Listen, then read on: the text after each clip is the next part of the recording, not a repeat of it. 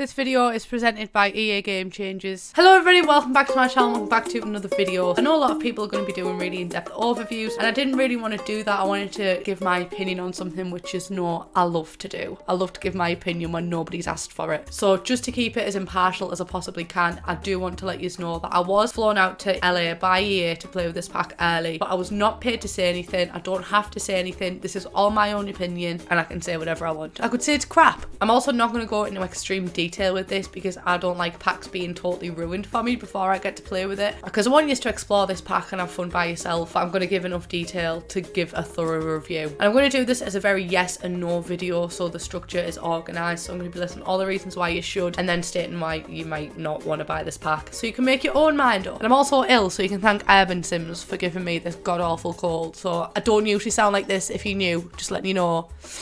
I'm going to start off with the yes, like start off on a positive note, and the world. I'm going to start talking about that first. The world is absolutely beautiful. It's stunning. It's completely unlike anything I've ever seen in The Sims 4 so far, and it does provide a completely new gameplay experience. I think all of the other worlds have almost felt a bit too similar. They've all been very like green and luscious, or they've been deserty, and I was a bit nervous that this would almost copy Oasis Springs in a way, and I'd feel like I was playing with a revamped version of that, but it does not at all. And the world in itself is also very large. Well, I say very large. It's not as large as Winterberg, but it's a solid size. There's 12 lots and it's all within 3 neighbourhoods. And they do differ slightly. Some parts of the neighbourhood are more modern, some parts are more living off the land, and some parts are just very traditional islander. There's little islands within the sea that you can swim up to and go on. There's barely anything that is unroutable, meaning that you can't go up to it. This world is beautiful in its own right, and it's not like any other worlds. And that's only from an aesthetic standpoint. I wouldn't want the worlds to just be nice to look at if it doesn't do anything and you can't engage with it, but you can engage with the world. The ocean itself is actually interactive. You can swim in there with your Sims, bippity boppity along, your little floaties, which is something I have been dearly missing since The Sims 3. I just used to love having my Sims just bop about in the ocean. I absolutely loved it, and I'm glad that it's back, so thanks, EA. And toddlers and children can also swim in the ocean, which is something I was a little bit worried about, because I do find The Sims 4 to be quite a millennial simulator and kids and toddlers are often just left by the wayside. Childline needs to be involved somehow. But now they can actually join in, and I really appreciate that, because I do tend to stick to quite family gameplay, so it's great that I can play as a family and everyone be involved and not just have to ring a babysitter like, oh Jenna, you're gonna have to come. There's also 2 new lot types, which is living off the grid, which allows you to not use electricity, which I've been dying for, because I always try and make my Sims live off the grid, but The Sims honestly just so far has been a perpetual simulation of capitalism. But now we can go against the man, live off the grid. And then there's nudist as well, which obviously your Sims will be in the nudie. They can walk about naked. There's still going to be the old blur on them though, so just in case anyone's a little bit of a...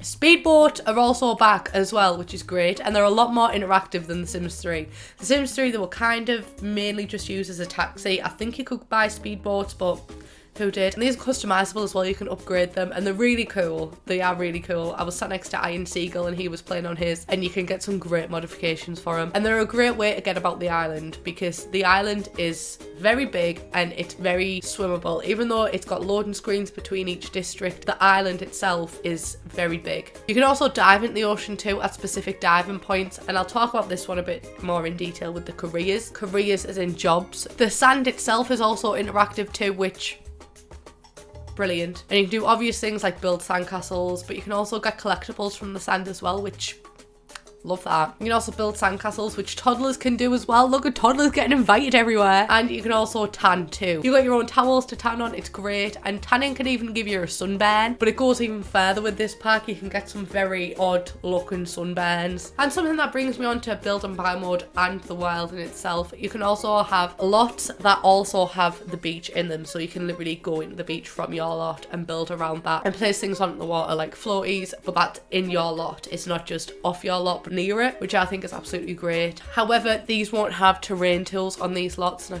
I just want to put that out there. You can't terrain tool them. And there's also foundations that aren't just the solid cement all of the way around, to have little wooden bits that hold them up. Why is my mind going blank? And in terms of the items, there are a lot of items that fit in with the whole island vibe, which is great, because you're definitely going to want something that fits in with the island that you're going to be playing in. But a lot of the items are also usable as well. Unlike The Sims 4 Get Famous, we received a lot of prop items that really you're not going to use outside of just this one specific route. To my knowledge, I can't remember any items that maybe weren't unusable with this pack. As well as this, there are also a lot of items. I thought in my footage that I would just put all of the items in this one lot and that'd be fine. I didn't have enough room, I had to keep going and deleting them, but you get so much. And the builds I've done, which you will see in more detail later this week, were limited to Island Living and Base Game, and I didn't really struggle that much to only use them 2 packs, which is a very good sign. I've also got a video going up where I decorate one room in 3 styles, and these 3 styles are very varied, so it's not just limited to the island style. I also like to judge packs on how well they fit in with the rest of the game and how much you can use them on a day-to-day basis. Something I like to call cross-pack compatibility, and this pack passes the test. You'll easily be able to use these items in a variety of worlds without it standing out too much, which was an issue that we saw with Jungle Adventure and Selva Dorada. The plants really didn't fit in with the rest of the world because of the colour. I don't see us having this issue with this pack. I'm going to say some of my favourite items from this pack. I'm not going to go too into detail, but the palm trees, outstanding. We desperately need some new palm trees, and these ones deliver. They're extremely unique, but I can also see them being used in any warm world. A lot of the meshes are very solid with this pack. None of the meshes are like the Poundland versions of other meshes. I also really like the new bed styles and even the new kitchen counters, and I will say at the time of playing we only had 1 counter with no island, but I did bring this issue with the Sims team and they said that they are getting added, and I did play with a pre-release version. And I think my favourite from these are the new modern styles with the slats. That's the best way I can describe that, but you will see, and they are so good. I love them, and these will be utilised so much more than just in the context of Island Living. From build and buy mode, I'm now going to be talking about Create a Sim. I'm honestly really impressed with the items that we received in Create a Sim. There are some items that only fit in with the world, which I'm not the biggest fan of when it's only items that you can use in that specific context, but it makes sense as well, because obviously with an Island Living pack you are going to need diving gear, hula girl inspired outfits, so it makes sense. And there are also some items that I don't really love, and I think that the style of them isn't 100% great, but I do think that is just purely down to my personal choice, and taste is subjective. 90% of the items I am a fan of, and that's not just because of my personal style, it's because these meshes are really great meshes, which the Sims team can sometimes not deliver the best meshes. Think Base Game trousers, but the quality seems to have really been increased with this pack, and I'm a fan of all of the meshes, even if I don't like that specific piece of clothing. And the hairstyles. This is the main point I'm going to stress, and usually I don't recommend you buy a pack just based on the Create a Sim items, because I think custom content is a much easier and cheaper route to go down if you're looking for new pieces to add in Create a Sim, and I find a lot of custom content be of higher quality than EA's pieces, but this pack contradicts that statement that I usually make. Just want to say I was actually shocked at watching this footage of how dramatic I am over a sneeze. The Sims 4 I find has often had quite a white-centric view of hairstyles, and natural hair has been neglected, but this pack has a multitude of hair types, ranging from straight to natural, and for the first time, they're all beautiful. Usually there is some hairs that I don't like, but with this pack, I liked every single hair. If this was just a stuff pack with only the Create a Sim items, I would still buy it. Even if I didn't have a Sims channel and I had to buy it, I would buy it. And there are also items for children and toddlers too, which I greatly appreciate, including new armbands for toddlers, which is so cute. I love little things like that. It really brings the game alive for me. And obviously there are also new mermaid styles, because mermaids are a new life form in The Sims. And I like this because they're actually fleshed out instead of just being an aesthetic addition. And I do have an unpopular opinion on mermaids. I'm really not that bothered about them. If they weren't in this pack, I would not have been bothered, but I can really appreciate how everybody else might love them, so I am happy to say that there's mermaids in this pack, and I do think that they're good as well. I like how you can make them a traditional very pretty mermaid, but you can also make them very dark and scary, and if you've got the vampire pack as well, you can add the vampire details over the mermaid. It's even cooler, just the different styles. There's so many options. There is also 2 new traits and 1 new aspiration. They revolve around being a fan of the ocean and a fan of living on the island, and the aspiration also centers on tasks to do around the island. And I wish I had more footage for this, but I didn't actually know that they existed until after my capture time, so whoops. All this talk about mermaids and traits and aspirations kind of leads me on to the main event for me, which is gameplay. I'm going to talk about mermaids later on in the gameplay. The first thing that I actually want to address is the new careers. Again, not the country, the jobs. The main full-time career I'd say is conservationist, and this is tied in with the actual island, and it's almost embedded within the the world. There's actually rubbish and weird green slime on the water, and these are all around the world. You clean these up as your career progresses and you spread environmental knowledge to other locals. It's embedded in the world because this actually impacts the world itself, and the more you clean up, the more green and lush the world becomes and you live in a better place overall. This does have its bad points though, which I will talk about at the end of the video, but those are the good points about the career, and I liked this one. And the next career is diver. I didn't play about with this one too much, but the main thing I will say is that to my knowledge, this is a rabbit hole. Your sim will swim up to a buoy, the floating things in the water, not like a little child, and then we'll go underwater, but you can't join them. This is unlike The Sims 3 where diving was a world within itself and you'd physically go and join them and click on things. And not everybody will agree with me, but I think the design choice of Island Living over Island Paradise was the best one, because The Sims 3 Island Paradise had so much, but it wasn't playable for me. I could never play with that world purely just because of the lag. Like, it was impossible for me. And I think cutting things like making diving a very interactive experience has been beneficial, because you actually get to play with the rest of the world without the lag, and your sims can still dive for things without them being cut off from the rest of the world. The final career is lifeguard, and unfortunately I don't have any footage for this. I did not get a chance to play with it, so I don't have much to say or any footage to show, and I apologise for that. But I will say these 3 careers are great and they're definitely needed. I often end up just resorting to custom content careers because I really don't feel like The Sims 4 has enough. So even 1 career I would have been happy with, but the 3 careers, I'm over the moon, especially considering everything else that we get in the pack. And it's more than just 3 careers. One addition that I absolutely love is the ability to pick up odd jobs.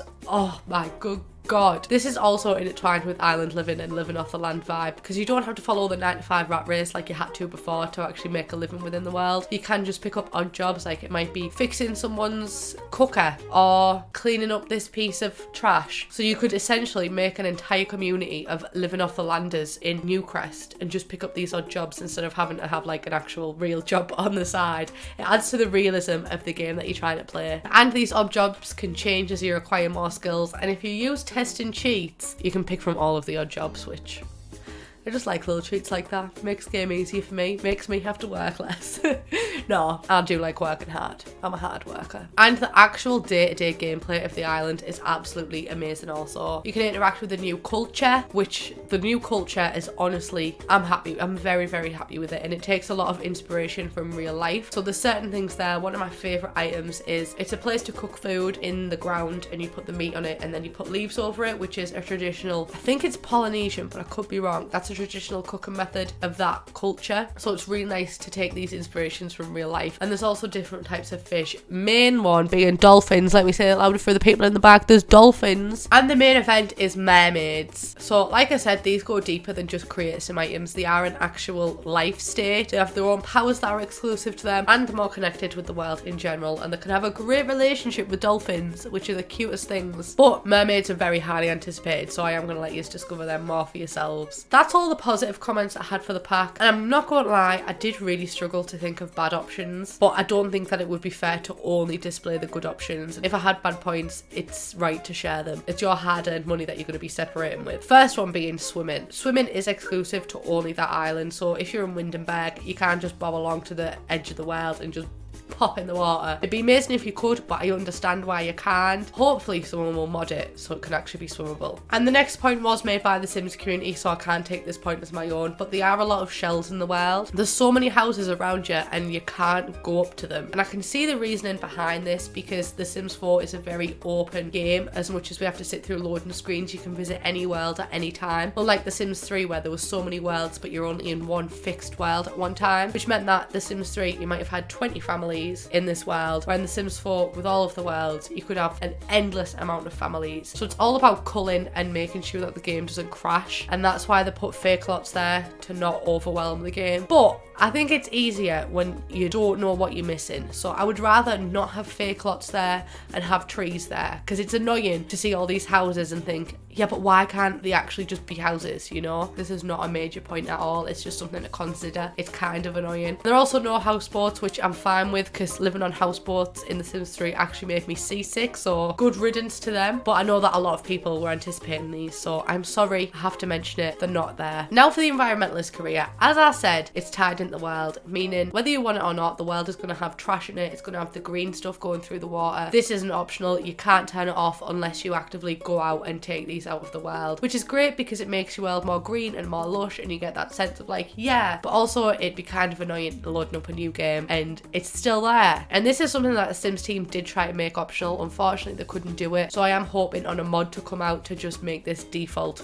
clean. And the aspiration that came in as well was also really quick to complete, so if you're expecting a hard challenge, you're not going to get it from this. However, this was addressed to the Sims team and that we're talking about updating it. Whether they will or not, I'm not sure. The pack that we all played with was early release, pre-patch, so don't just cancel it off for that. Now for the conclusion. So with The Sims 4 Strangerville, I was on board with that pack, but I did say if it's not your type of gameplay, then don't buy it. But with this pack, I think there's so many different avenues you can go down. There's so many possibilities. It's open for so many different types of gameplay that you will find something for yourself with this pack. I do look at it as a definite buy. And my bad points for this pack are kind of nitpicky and the positives definitely outweigh it by a mile. I've never been so impressed with the pack on the get-go, and it's definitely my favourite expansion pack by far. This pack basically just craps all over the Sims 3 Island Paradise. It's so much more well thought out. It's so much more playable without sacrificing massive things. There's definitely something for everyone in this pack, and I think that's the biggest takeaway from it. There's something for everyone. So let me know what you think of it so far. I didn't want to go too in depth because I hate people ruining surprises for me. Like, I will not watch anything until I've got the actual pack for myself. Yeah, let me know what you think, whether you'll buy it. And I just want to say thank you all so much for giving me the opportunity to go to EA, because it's you guys that have put me there. And I know I said it in the community tab, but it's because you watch my videos why I'm able to go to LA and do these amazing things. So oh, I could cry. But thank you very, very much for watching this video. Tomorrow there will be a speed build up of a renovation that I've done on a house. The video after that will be styling clothes that I hate from island living, and then the one after that will be 3 rooms, 1 star. No, that'd be boring. 1 room, 3 styles. So look out for them. I'm also going to be streaming my renovation of the entire world on Twitch, so make sure you follow me at Twitch. It's just Plumbella, and I'll see you in the next one. Bye guys.